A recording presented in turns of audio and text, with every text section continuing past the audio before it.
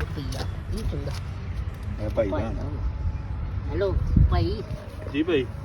100 ਰੁਪਈਆ ਯਾਰ ਤੁਹਾਡਾ ਡਿੱਗਾ ਸੀ ਇੱਥੇ ਅੱਛਾ ਤੇ ਸਾਨੂੰ ਲੱਭਾ ਨਹੀਂ ਰੱਖੋ ਯਾਰ ਰੱਖੋ ਬੰਦੇ ਮੈਂ ਯਾਰ ਤੁਸੀਂ ਕੋਈ ਇਮਾਨਦਾਰ ਲੱਗਦੇ ਹੋ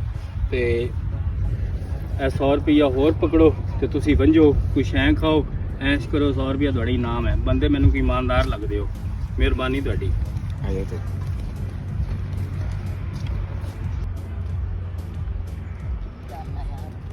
ਹੈ ਨਹੀਂ ਯਾਰ ਮੈਂ ਸੁਣਨ ਤੇਰਾ ਵੇਟ ਕੀਤੀ ਜਾ ਰਿਹਾ ਤੇ ਖੜਾ ਇਹ ਭਾਈ ਦਾ ਹੋਣਾ ਉਹੀ ਭਾਈ ਹੈਲੋ ਭਾਈ ਜੀ ਭਾਈ ਯਾਰ ਉਹੀ ਭਾਈ ਆ ਤੁਹਾਡਾ 200 ਰੁਪਈਆ ਤੁਹਾਡਾ 200 ਰੁਪਏ ਡਿੱਗਿਆ ਰੱਖੋ ਯਾਰ ਮੈਨੂੰ ਤੁਸੀਂ ਬੰਦੇ ਕੋਈ ਇਮਾਨਦਾਰ ਲੱਗਦੇ ਹੋ ਬੰਦੇ ਕਿਸੇ ਚੰਗੇ ਖਾਨਦਾਨ ਤੋਂ ਹੋ ਯਾਰ ਤੁਸੀਂ ਤੇ ਇਹ 200 ਰੁਪਏ ਦੇ ਨਾਲ ਆ 200 ਰੁਪਏ ਤੁਸੀਂ ਹੋਰ ਪਕੜੋ ਇਹ ਤੁਹਾਡਾ ਇਨਾਮ ਹੈ ਠੀਕ ਹੈ ਇਹ 200 ਰੁਪਏ ਤੁਹਾਡਾ ਇਨਾਮ ਹੈ ਤੁਸੀਂ ਬੰਦੇ ਕੋ ਮੈਨੂੰ ਇਮਾਨਦਾਰ ਲੱਗਦੇ ਹੋ ਜਾ ਕੇ ਚੀਜ਼ ਖਾਓ ਐਸ਼ ਕਰੋ ਆਇਆ ਯਾਰ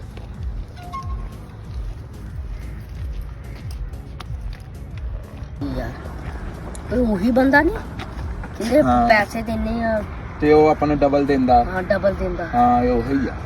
ਏਦਾਂ ਕਰੀਏ 1000 ਤੂੰ ਪਾ 1000 ਮੈਂ ਪਾ ਦਾਂ ਇਹਦਾ ਮਤਲਬ ਅੱਜ ਫਿਰ ਆਪਾਂ ਅੱਲਾ ਮੇਰੇ ਕੋਲ ਤਾਂ 1000 ਲਿਆ 1000 ਤੋਂ ਆਪਣੇ ਕੋਲੋਂ ਪਾ ਡਬਲ ਕਰਕੇ ਲਾਵਾਂ ਹਾਂ ਤੇ ਅੱਜ ਆਪਾਂ ਮੋਟੀ ਅੱਜ ਰੋਟੀ ਵੱਡੀ ਪਾਰਟੀ ਕਰਨੀ ਆ। ਠੀਕ ਆ ਹੈਲੋ ਹੈਲੋ ਭਾਈ